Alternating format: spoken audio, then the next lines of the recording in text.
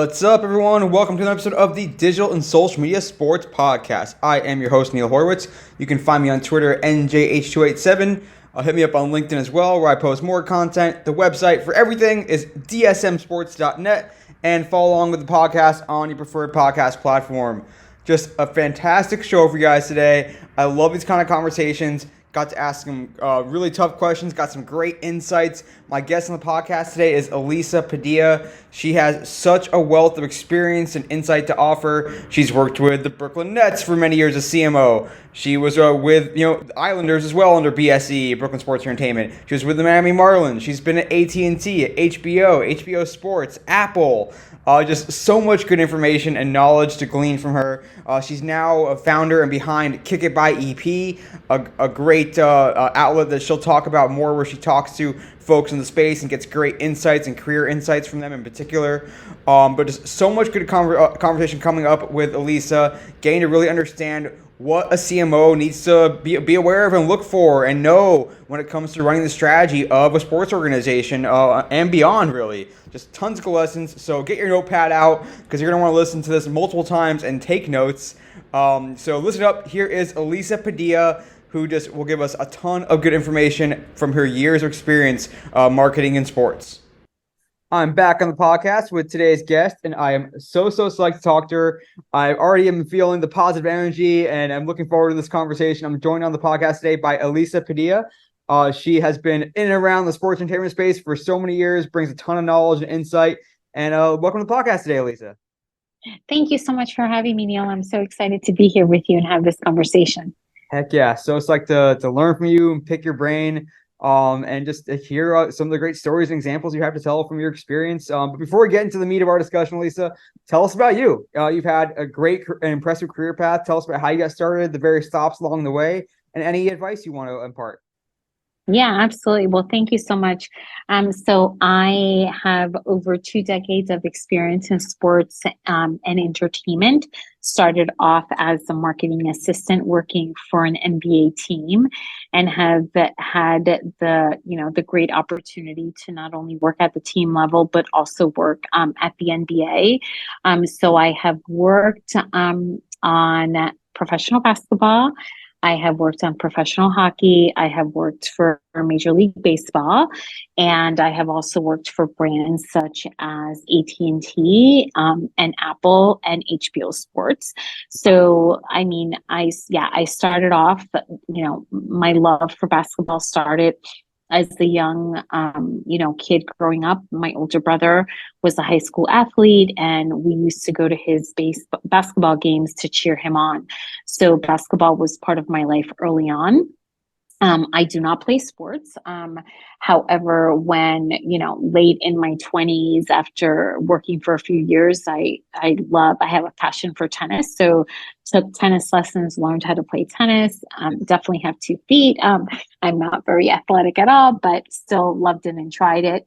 And most recently, Neil, when the world shut down in March of 2020, like so many Americans, the world was turned upside down, and I, turned a negative into a positive, and I founded a platform, Kick It by EP, which features lunchtime conversation, where it is a platform on IG Live where I elevate people's stories by doing, a 20-minute IG Live. It's live, not recorded, where, I ask the guests a few questions, and they're sharing their story. And at the end, I ask for 3 career insights to share with the audience and people who are going to watch later. So I've been doing that for 3 years now, and I really, really love it. And, it's really, like I said to you earlier, it fuels my soul, because one of the things that I really want to push back into the world is goodness, and that allows me to do it. Definitely check those out. There's so many good conversations in the archive you can listen for days, and it's a great lunchtime companion. It truly is a good lunchtime conversation. Perfect length and structure and all that. And Elisa, you've been in so many amazing properties along the way, and in marketing leadership roles and other in marketing roles primarily. But tell us about how, I guess first of all, let's back up a little bit. Like, when did you think that working in sports would be an option? And when did you kind of say, okay, I think this sports business, I'm gonna make a career out of this? So I was, interesting enough, I was a junior in college, and part of the program, going into senior year, you had to do an internship.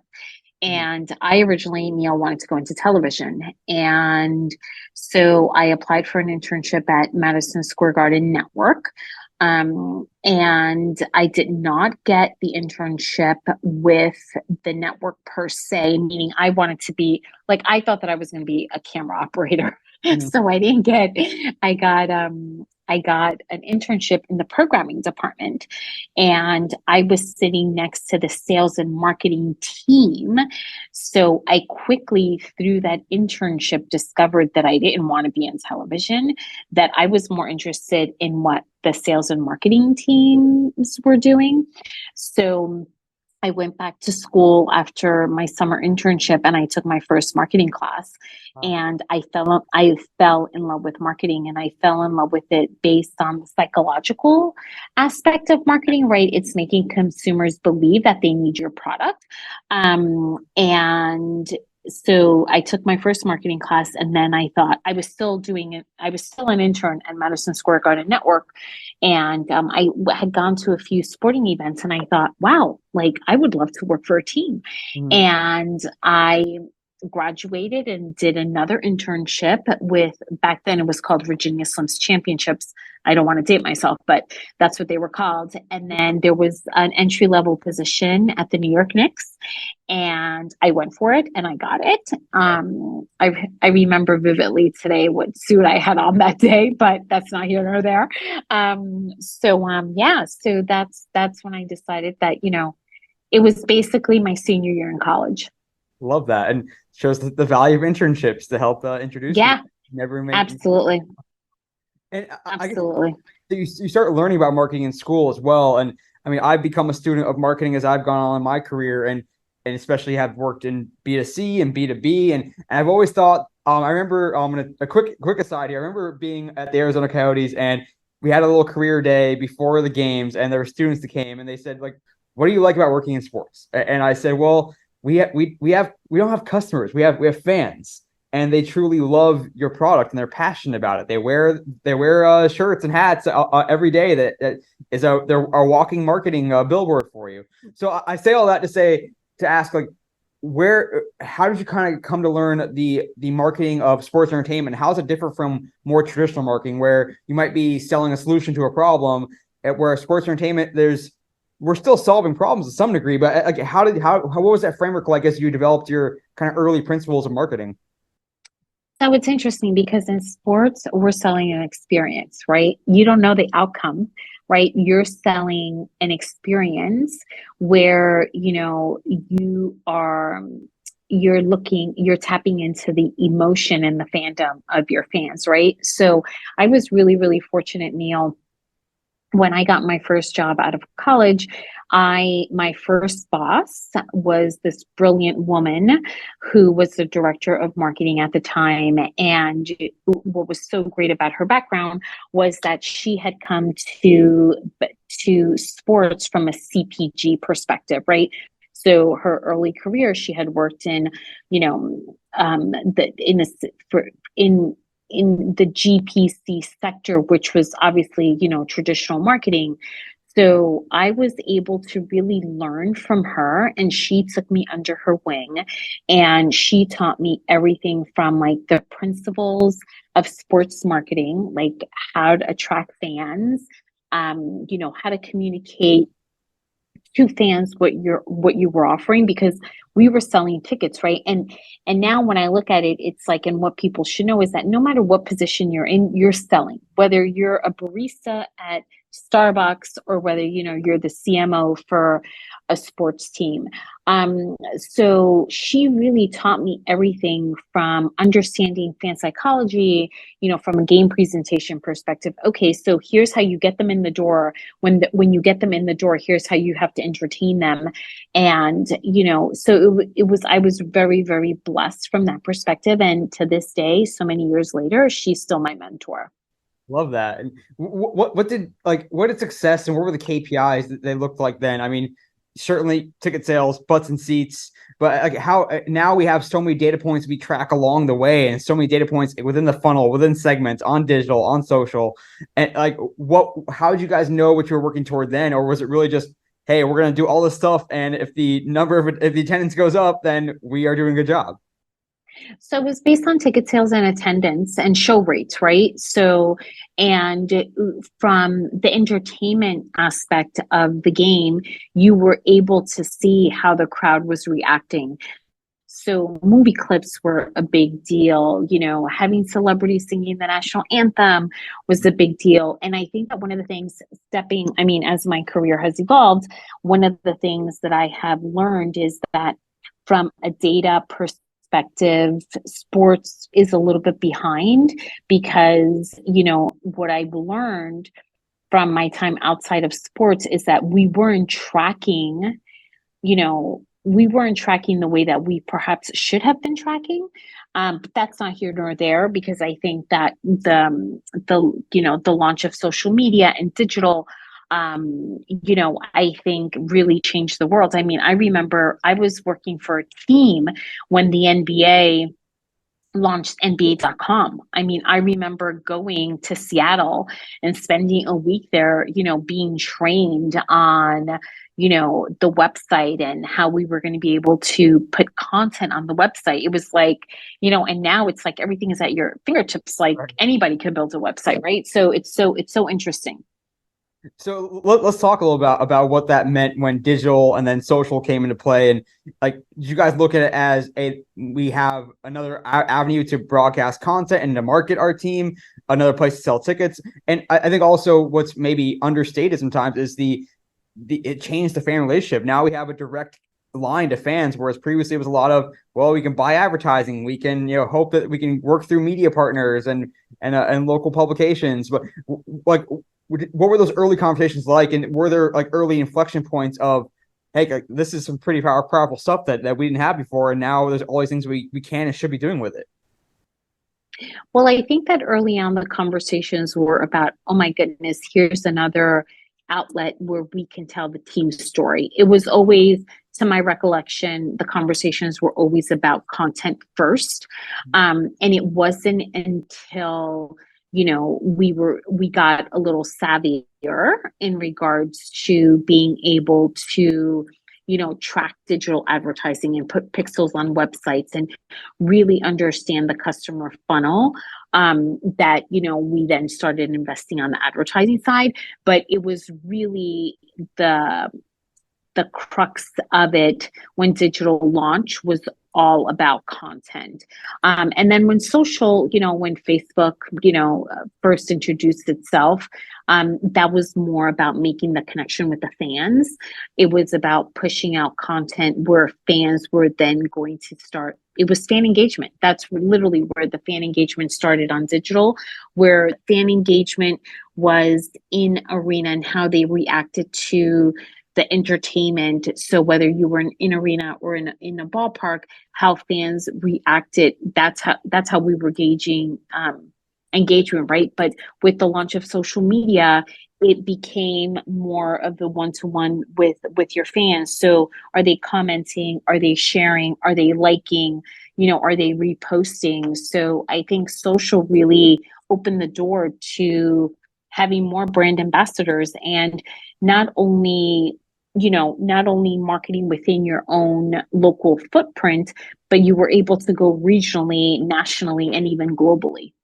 Because when I was with the Nets, there were certain teams that had a Weibo account Right. in China, and we were one of those teams. So, from there, not all teams had a presence in China. Yeah, totally. I mean, we talk about the globalization of just world economies, and sports certainly plays into that as everyone became more connected. And how did you guys sort of evolve those KPIs then? And because now you're talking to a whole lot of fans out there, many of whom, as Adam Silver always likes to say, like 99% of our fans will never come to a game, or maybe don't have the means to come to a game. because they live on the other side of the world. Or even if you're with the Nets and you have fans who are out in California, and maybe it's a once a year thing, they come to a game. But okay, I say all this to say, like, we evolved from ticket sales to now all these other data points. And how do you know what success should look like? And then is it on you to say, okay, well, now we have to figure out how we monetize and build these revenue streams so that all that fan engagement that does not necessarily lead to ticket sales, so we can still drive value from it. Yeah, well, I think, you know what, my belief has always been that, you take the 360 approach, right, to your fandom. So you want to make sure that your message is where fans have access to it and where they can consume it. And I always think, specifically for a sports fan, right? I think that if you're a fan of your local team and you can't get to a game for whatever reason, it's the team's responsibility to be able to ensure that you have access to the team, whether it's television, radio, digital, right? Um, and so when you think about the KPIs, when you think about social media, it's about growth, right? How many people are following you? How is your account growing? How are your fans engaging? What is the reshare like? How were they? From a social media perspective, you have a lot of points that you can look at, right? So, and if you're sitting in China and you're a Nets fan, well, you know what? You can interact with the Nets via social media. You can buy their merchandise. You may be able to, see their games through Slingbox or, whatever is offered from an overseas perspective. But I think that's how you have to look at it. You have to look at the journey of your fan, and really make sure that you're showing up. And from a monetization standpoint, I think that you have to look locally, right? Like, who's buying your tickets? Where are they coming from? And drill down to zip code, demographics, psychographics to really understand, because not everyone who's a fan of yours is going to want to attend a game, or maybe they will, maybe they won't, right? Hopefully, like, that's the end game.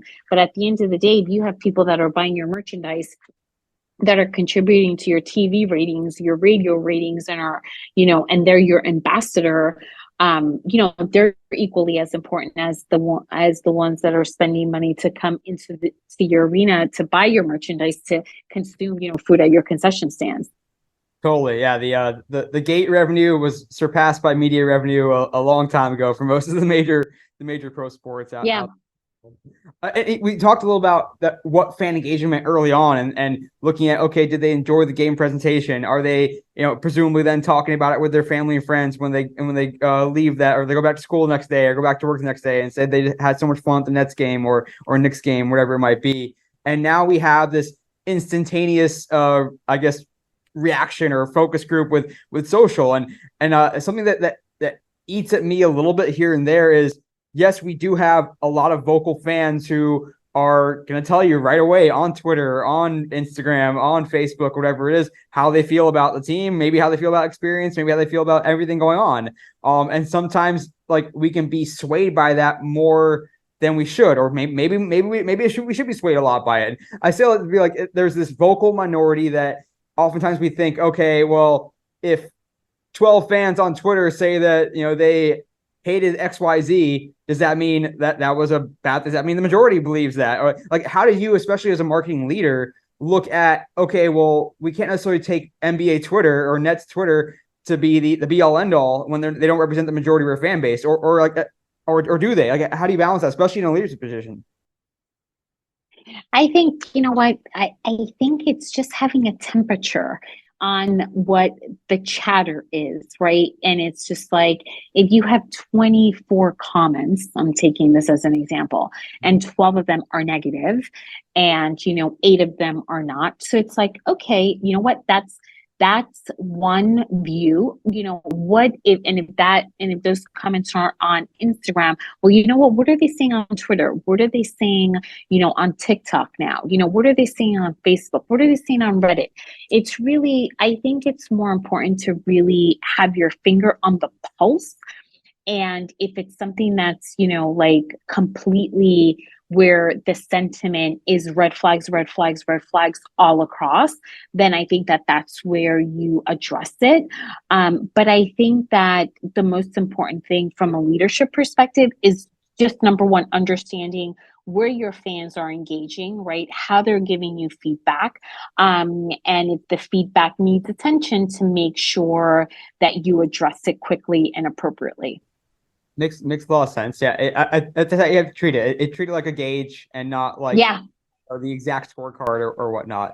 Well, and you mentioned TikTok there, and of course TikTok became a big thing during the pandemic, especially, and now it's a part of the paradigm, at least for now. Uh, um, and so when new social platforms come along, throughout your career, or new features or new things that you can't be expected to be the expert in everything, and you shouldn't be. You should be hiring people that know better than you oftentimes. And so when you are in that leadership position, like how much do you need to be educated on the nitty gritty of those platforms, and what to know, and also then what do you want your direct reports to be able to come and tell you about them? And how do you still have a hand in there to make sure that they're swimming in the right direction, but not at the expense of like trying to understand every nook and cranny? Yeah, well, I think, you know what? I think that what's interesting about the social media platforms is that the algorithm changes like every week. So it's like, I think that you have to be educated enough on the platform. You have to be educated enough on the content that works on the platform. And then you have to be educated enough to understand how your brand shows up on the platform. So, from when TikTok came out, I was just like, okay, you know what? I'm going to learn about TikTok. I'm going to learn how people use it. And I know enough.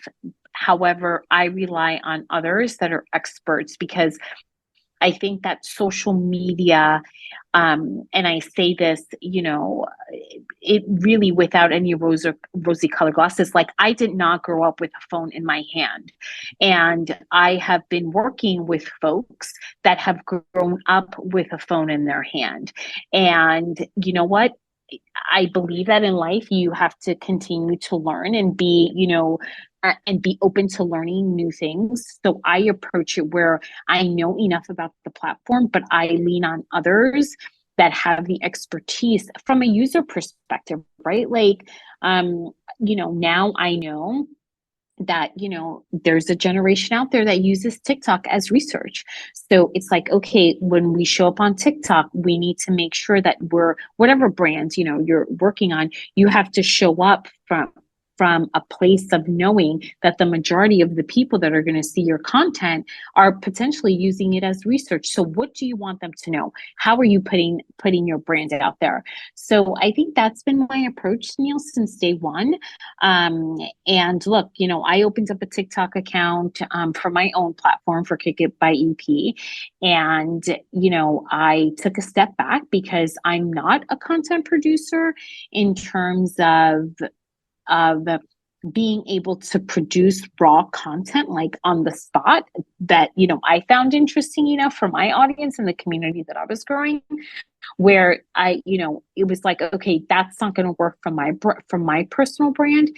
However, on Instagram, that's really where I have found a place where I can I can call home for my brand.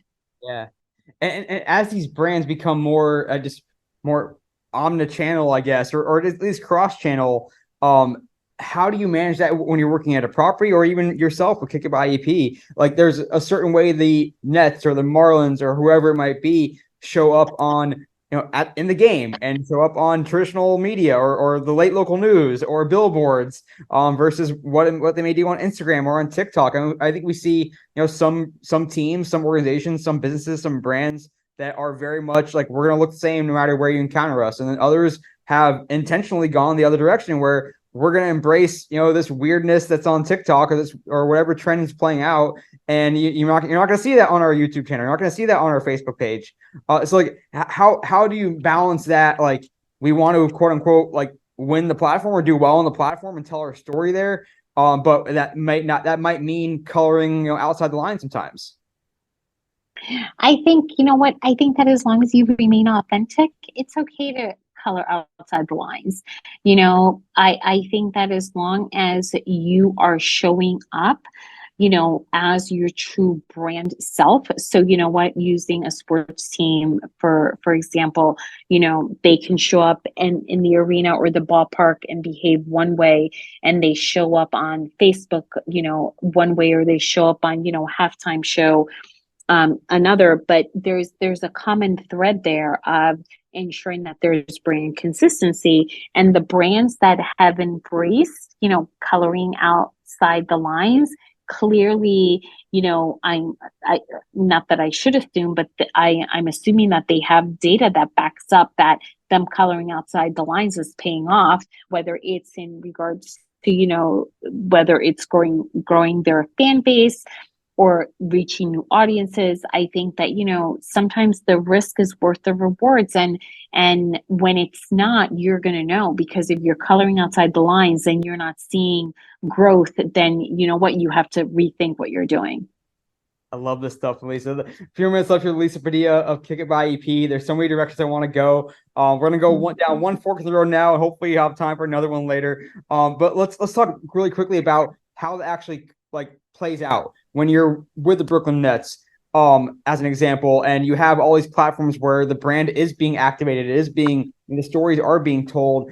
Is it like just a lot of meetings? Is there a central doc that this is our voice, this is what we stand for, these are our values, and this should guide what we put out on our platforms? Like, from nuts and bolts, how do you actually maintain that cohesiveness? Yeah, absolutely. So it starts with a brand, your brand guidelines. I mean, I remember we went through an exercise where it was social tone of voice. This is how we show up. This is how we speak. These are the do's. These are the don'ts. And that was the Bible. And we use those guidelines. So whether we were on Twitter or we were on Facebook or we were on Weibo, it didn't matter what platform we were on, as long as we were following the guidelines to ensure that consistency. And then, it goes from the guidelines, then it goes to the content calendar, right? Because what we know, similar to one size doesn't fit all, content one size doesn't fit all, right? Doesn't fit all the platforms. So you can't behave on Facebook the way that you behave on TikTok, because number one, the audiences are different, and number two, you have to know your platform, similar to us marketers having to know your audience, right? So it went on the content calendar. It's like, okay, this is what we want to communicate out. And then once we had the content calendar, then it was like, okay, here's content production. Here's, what do we need? Photography, we need copywriting, we need video.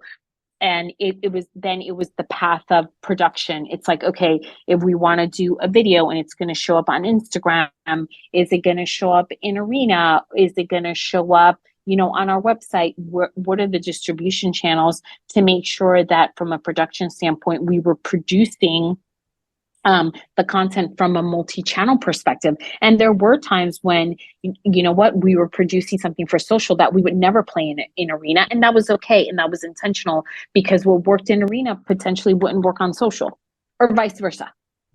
And how do you go about like evaluating the value, to be redundant a little bit, of a strong brand, of straight brand marketing or brand campaigns? I mean, we see them play out all the time in sports and beyond, certainly beyond sports.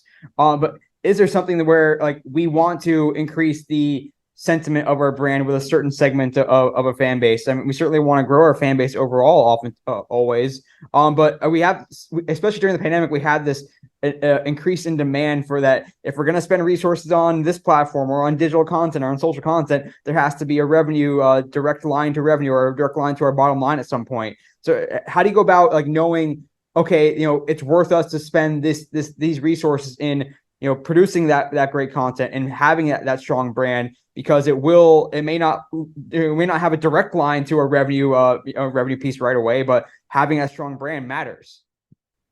Absolutely. And I think, you know what, Neil, I think that we've gotten a lot smarter in terms of, what are the KPIs and return, the ROI on content development. But when I think about content and I think about, what's hooking, your fans or your consumers, it's good storytelling, right? It's really, really understanding and feeling confident in your brand to be able to tell a story that's going to have impact. So I always, the way that I look at it, it's about evoking emotion, driving action to get share of wallet, right? So if you produce a piece of content and you're evoking emotion, what is the action that you want that customer or your fan to take? Is it that you want to lead them to your website? You want to lead them to a landing page? You want them, I don't know, the brand has to figure that out. And then once you get them to do that action, then what is the next step to get share of wallet? And it may not show up the day that you post the content. It may show up 6 months later, but as long as you're evoking that emotion and breaking through the clutter, I think that you can justify it. Love that. And I do want to ask also then about just how these brands are starting to transcend the products that they ultimately sell. I mean, these are baseball teams, they're basketball teams, they're football teams, and the ultimate product is, the game on the court or the game on the field, and being able to either attend or watch or whatever it might be. And yet I think as we continue to grow on these social platforms, there might be fans that love XYZ teams content on TikTok that may not even know the rules of basketball, or may not even know the rules of baseball, or there might be someone wearing Nets gear in China that may not even know they're representing a basketball team. They just like the gear, and they're a fashion brand, like some of these football clubs in Europe are as well. So like, is that where we're heading almost, or is that a good thing that it's okay that we might have 100,000 people on TikTok that have liked our content, but may not consider themselves a fan of our sport? And are we selling the brand just as much as we're selling the product now? You know what? I think it's twofold. I think that, I think that it's okay to have folks engage with your content and, never be a fan. And the way that I look at it is, if I like something, I'm going to tell 10 people, right? If I don't like something, I'm going to tell 10 people. So it's a double-edged sword, right? And what I mean by that is that you can have a larger presence on social than you do in a ballpark or in an arena. However, the reality of it is that you're still touching, you still have that connection with that consumer who eventually they may like you on TikTok. They may see your brand in a store and pick up a t-shirt or a sweatshirt, or pick up pick something else, or, tell their friends about your content. You're still touching that person. And Yeah. that still matters too. Yeah, it's almost like it's fun to talk about the paradigm of like Red Bull. Red Bull is a really good marketing company, and they happen to sell an energy drink. That's their product. And like now these sports teams are really good content producers and brands, and they happen to play a sport. And Yep. it's different ways that we're seeing that play out as the definition of a fan kind of evolves now. And Yeah. I want to touch on that too, like especially coming out of the pandemic, but even without the pandemic, there's all these obituaries for the Gen Z sports fan, or let alone Gen Alpha, and the nature of fandom is not what it once was, and the sports paradigm and business paradigms have to shift a little bit. So as you look at what's playing out today, do you have hope that the generations that are younger than you and me will be a sports fan, and how does that play out, and is there just this new generation of fan that's going to engage differently with the sport than they did in the 90s or 2000s? I just think the world has changed, Neil, and I think that consumer behavior has changed. And I think that when we think about sports, right, I think that at the end of the day, sport, the live playing of the sport is what you're selling, right? And I think that, I just think that teams have to adapt and leagues have to adapt to the consumer behavior. And you know what? And I think about specifically the music industry, right? So prior to the pandemic, you would never, and I know this because I worked at an arena and I did marketing for an arena, you were never allowed to post anything of the artist unless it was the ad match or previously approved images of the artist. And then come 2020, I mean, I'm sure you remember this or maybe not, when John Legend did like a concert on IG Live, right? And it was like all these artists started doing like pushing out their own content. And it was like the entertainment industry like completely changed. And it's interesting because I went to my first concert literally at the beginning of June post the pandemic. I was still very cautious about going to places where there were a lot of people.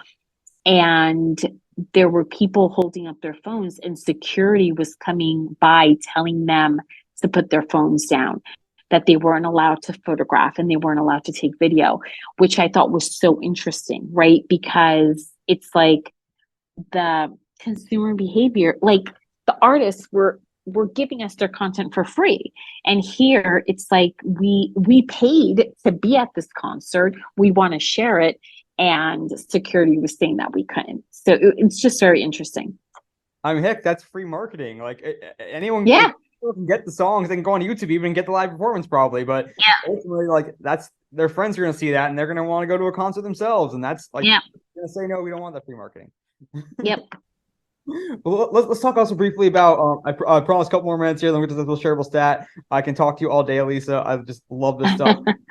And I want to touch briefly on that live aspect and the power of live sports. And we see that even every time TV ratings come out, it's astounding. And we had the NBA draft not long ago and was the most watched draft ever. And yet we have as few households with a television set as ever in the U.S. or at least tracking it. And we still have that live component of, as you spoke about, like emotions being evoked and playing out in real time. And we have this like this sort of heart versus head, I guess, to some degree, where part of the promise of sports betting and sports gambling and all that and fantasy and coming into play has been, okay, well, people that are going to bet on games are going to have more skin in the game, are going to be more engaged with the live product because they want to see who wins. They want to see if their bet wins. And you still have those other more traditional fans like myself who wants to watch the drama play out. Like, are those fans, is that emotion, is that emotional investment, I guess, and alongside the fiscal investment, are they just as strong, just as powerful? Is it okay that we have a bunch of fans that might be watching that don't necessarily care, except they have a betting ticket on one of the teams? Yeah, look, they're watching, right? they're watching, right? And at the end of the day, it's just like, I think, you know what, Neil? I think that it doesn't matter how you capture your fans' attention. And I think that the greatest thing about sport is that you don't know the outcome, right? You're just that's where you're invested, right? That's where you have, 20,000 people showing up because they want to see X team play against X team and they don't know what's going to happen, right? It's like live drama. And I think that, from a betting perspective, I think I'm kind of like, very old school, very traditional. I would never, not listen. I'm only, if you want to do sports betting, that's all great and good. But I think that that's a different mindset. Yeah, I've always wondered, like, if I bet on a Marlins game and then that bet wins, do I become a Marlins fan all of a sudden because they won my bet? And am I now a fan? Do I have that heart bought in the same way that someone who became a fan because their mother or father was a fan? And Right. I don't know if there's a right answer there or not, but it's an interesting paradigm shift to see play out as betting becomes bigger and bigger. For sure, for sure. But one more thing to do, Lisa, before we get to the shareable stat. I know we have so much more that we could talk about, but I do want to touch briefly on kind of the lessons and insights that you've learned from Kick It by AP, from all these great conversations you've been having. And you mentioned, asking for those insights at the end of each interview with your guests. What have been some that have really stood out? What really sticks out in your head, and what significance have you found with some of those? Yeah, well, I think what the greatest thing, Neil, is that everyone's journey is different, right? And I think that the ones that have bubbled up are always continue to learn. Actually, today's guest, that was her third insight. and networking, the power of, of your network. Another one is understanding that your skills are transferable. And my all-time favorite out of the 150 plus conversations that I have is having your own personal board of directors. And the guests, talked about how important it is to have a circle of people that you can trust, who know you and who have your best interest at heart, no matter what, the situation is. So I think those are the top ones that come to mind, but there's so many great ones out there that, I mean, some really, really good ones that, I quote every so often. And, there's another one by someone who was in sponsorship for a long time who said, oh, be solution based. Always come to the table with a solution. And it's like, yeah, that's right. There's just so many of them, but all great ones. I love that. Oh, that's so great. Well, we're gonna have some fun with you coming up in our EP Extras segment, Elisa. So everyone stick around for that. But first episode shareable stat coming up right now.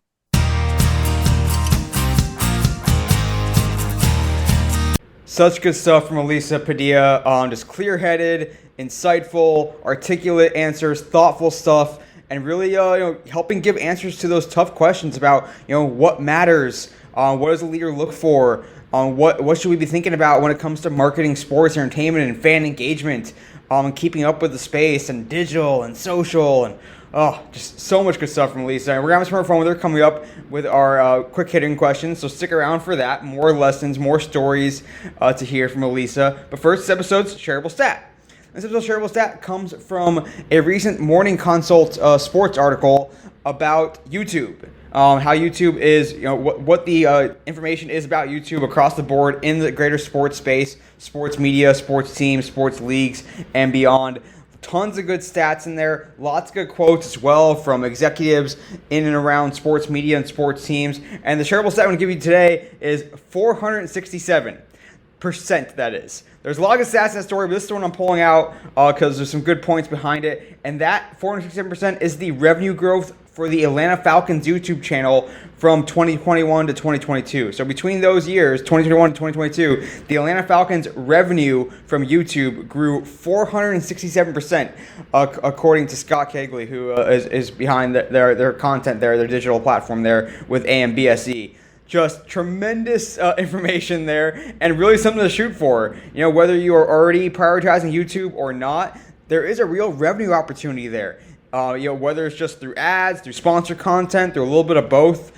Sports have a unique opportunity to really embrace that platform like many creators do. Even the biggest creators on TikTok are often pointing you to their YouTube channel because that's easier to monetize there. And if you look at what the Falcons did in 2022 to help realize that growth, they were consistent, a lot of game day content, featuring their coaches and player press conferences, using player names, taking care of their thumbnails. Their mic'd up content was really successful, putting out long form highlights, not just of games, but of players as well, putting out game day content, kind of previewing, talking about news. So a lot of quantity, also quality, and you can tell taking care with their titles and their thumbnails. And again, if you can master YouTube, there is a lot of money at stake and potential to be realized, as we saw in this episode shareable stat. From 2021 to 2022, the Atlanta Falcons' revenue from their YouTube channel increased 467%. So think about it, talk about it, check out that Morning Consult article for more stats and insights. But more importantly, stick around for more fun and information coming from Elisa Padilla of Kick It by EP. Right back from this episode's shareable stat, and I'm joined once again by Elisa Padilla. Elisa, had so much good times picking your brain and learning from you in the interview. Are you now ready for a few EP extras? Yes. Let's do it. All right, number one, you got to work at HBO, and I don't know how I would answer this question because it's super hard. But tell me first your favorite HBO show of all time, and then second, the favorite campaign you got to work on for while you're at HBO. So favorite show by far, Sopranos, hands down. Campaign was the De La Hoya versus Mayweather, the first time that they fought. Oh wow, that I imagine so many lessons from that. I mean, you have Mayweather, who was a huge brand in and of himself, and then let alone what you guys can do to market a fight of that magnitude. That's lots of fun, I'm Yep. sure. All right, I want to go back to your time with BSE, Brooklyn Sports Entertainment, with the Nets and Islanders and the arena, Barclays Center. Tell me the most memorable campaign from your time there. Hello, Brooklyn, Neil. When we introduced the brand, when we introduced the Nets to Brooklyn. Love that. I still remember it. I can still picture it in my head right now. Seeing some of that creative, and I mean, heck, I mean, since you were there and since you've been gone, like the Brooklyn Nets brand is second to none. I mean, they do a great job of establishing a voice, a look, an aesthetic, a cultural feel. So it's really cool to think back on how it all started back in that day. Number three for you, Lisa. Put your fan hat on now, or it can be your work hat on. Tell me the most memorable game ever that you've been at, either as an employee or as a fan. So as an employee, we were playing, I was working at the New York Knicks, and it was a Sunday, and we were playing the Chicago Bulls, and we were on NBC, and we had to break away and do the split screen because it was the Bronco chase. Oh wow! Yes, and I was sitting at the scores. Well, I was sitting behind the director of game presentation at the time. Like my eyes were like, "Oh my God, is this really happening?" So yes, that was my most memorable work memory. That's history right there playing out. I mean, Mm, what a game to be a part of. yep. Number four, I want to hear your thoughts on the pathway to the CMO role nowadays. I'm starting to see, for my generation, people that got their start in social media that are now getting these high senior level roles, whether it's VP or even CMO. Like, do you see these CMOs of the future, of the present, even coming from non-traditional pathways, whether that is social, whether it is brand, let alone the more quote unquote traditional marketing roles? Yeah, I definitely think that the future pathway to a CMO role is definitely going to be through social slash digital. And I think it's because you are going, if you're in the digital landscape, you have so much more access to understand how your consumers are behaving and what's working and what's not working than you probably had, 10, 15 years ago. Totally. I mean, I see myself even thinking in those terms. You mentioned earlier how you love the behavioral psychology aspect of Mm-hmm. thinking about psychographs and what drives people, and that's so interesting to me, and certainly I think anyone that has sat in those seats to think about those things. Yep. All right, number five. There we go. Gotta keep track of my questions here. You mentioned that your first boss at the Knicks was a woman. You've been a woman, obviously, working in sports for a long time. So, how did you find your experience? Whether in your early days, let alone as you went on through your career, of being a woman in those seats when there's not a lot of women working in sports, especially back in the earlier days. Yeah, you know what, Neil? I think that, a boss of mine, a former boss of mine at HBO, summed it up very perfectly. And he said to me, he said, Elisa, you're here because of your intellectual property, and that's why we hired you. So I've never been in, while, the sports industry is definitely very male dominated. Gender was never top of mind for me. It was always about putting my head down and getting the work done. Love hearing that, and that's how it should be. And I Yep. mean, I know personally so many women that are doing incredible things in sports, and it's becoming less and less of a question. It still is at times an issue for some women that have to deal with some bullshit, but for the most part, it really is based on your IP, like you said, your intellectual Yep. property. Number six, the most memorable non-sports entertainment event that you've attended. Again, whether for work or as a fan, what's that non-sports event that sticks out in your mind? Well, I have to tell you, many years ago, I attended the Balloon Festival out in New Jersey. Wow. And I was there with and I was there with a friend, and it was on her bucket list to go on a balloon ride. And I was able to make that happen for her. So that's my most memorable non-sports event memory. That's so cool. So is it scary being up in a balloon? Are you in a I small? didn't go up. I Okay, didn't go oh, you up. didn't go I up. didn't go Okay, up. No, no, no, no, no. I didn't go up. I didn't go up, but she went up, and that's all that mattered. Well, we'll have to wait. Then maybe you and I will have to go to the balloon event, and both of us will go up on a balloon. Number seven for you, Lisa. You mentioned working a bit in Major League Baseball as well as with the Miami Marlins. So tell me, as you look at MLB, it was the sport, the biggest league in the earlier 20th century, of course, and now some would put it behind NFL, NBA. So as MLB continues to try to maintain its place in the national pastime and to capture that younger fan base, which every league wants to capture, what do you think those key factors are that MLB should be leaning into, that should be looking at, that can drive MLB to continue to be one of the major leagues for generations on? Yeah, I think, you know what, it has to start from the ground up. You have to start at the grassroots level. And I think that the teams within MLB and MLB, have to really think about capturing the fans, when they start playing t-ball. And it should be baseball and softball. And, we had tremendous growth in youth baseball and softball when I was with the Marlins. And that's how we did it. And it was because we dedicated our resources to sponsoring the t-ball programs in Miami. And you have to get them when they're young. You have to get that baseball in their hand when they're very young. So that participation aspect is still a strong way of fostering next generation fans. For sure. Yep. All right, Lisa, it's time for our food question. We always have to ask a food question because we love it here. So tell me, you've been in New York for a lot of years. What is the best meal to get in New York, and where do we get it?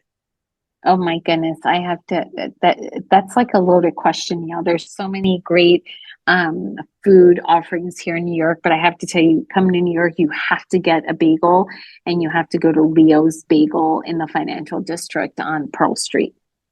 Is there any particular flavor that you recommend, or just anything there? No, their egg and bacon sandwich on a plain bagel is to die for. I know, being around here in Southern California, like some places will tout that they have like New York water, and that makes our bagels better. I don't know, maybe it's the water. I don't know what it is, but I don't know what it is, but Leo's has the best. There we go. All right, I got it circled. All right, number 9, coming toward the end here with Elisa Padilla. If someone comes up to you today, a young professional or a student, and says, "What should I know about working in sports?" or what advice do you have for someone that wants to work in sports? What do you tell them? I think that, you have to network. Sports is so competitive that you have to start networking, very, very early on. And it's even when you're in school, right? You never know who you're going to be sitting next to, that potentially someone in your, chemistry class or, stats class will end up working in sports. So I think networking is really, really important, Neil. Yeah. And I love that aspect too of, it's not, it doesn't just mean reaching out to someone that is 20 years older than you. You can network with people that are your peers. I mean, there are people that I've grown up with in the space. We've kind of gone through the hoops and hurdles together, and it's a great way to think about it. So yeah, for sure. All right, last one for you. Tell me, this is gonna be a fun one and a hard one. The pro sports league whose stock you would be willing to buy and hold for the next 50 years. So hands down, the NBA. Okay. The NBA. Hands down.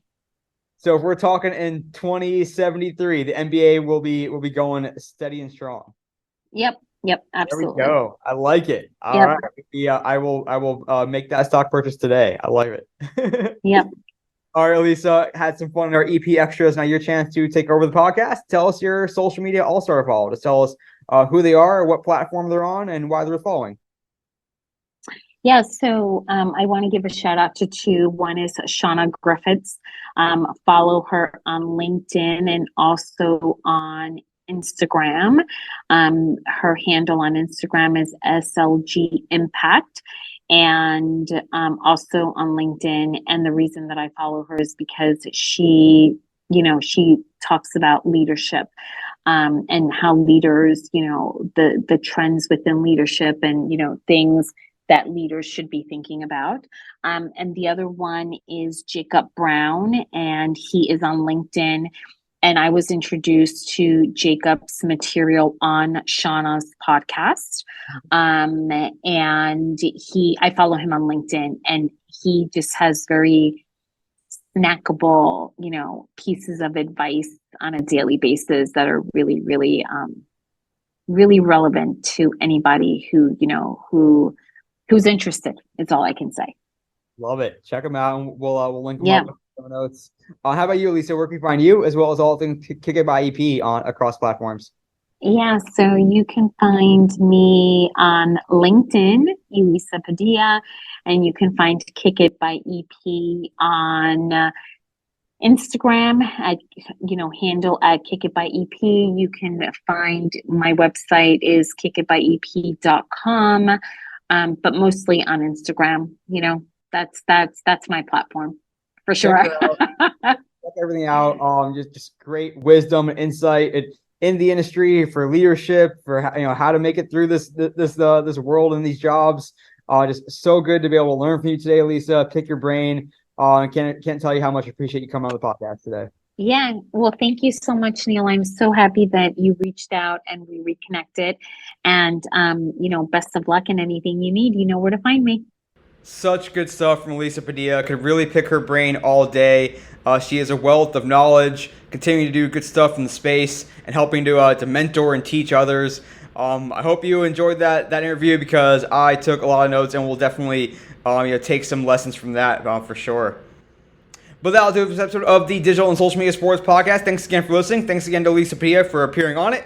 As always, I'm your host, Neil Horowitz. You can hit me up on Twitter, NJH287, also on LinkedIn, where I post more content. The website, as always, dsmsports.net for more articles and every episode of the podcast. And, of course, you can follow the podcast on your preferred podcast platform. Until next time, this is Neil Horowitz signing off for the Digital and Social Media Sports Podcast.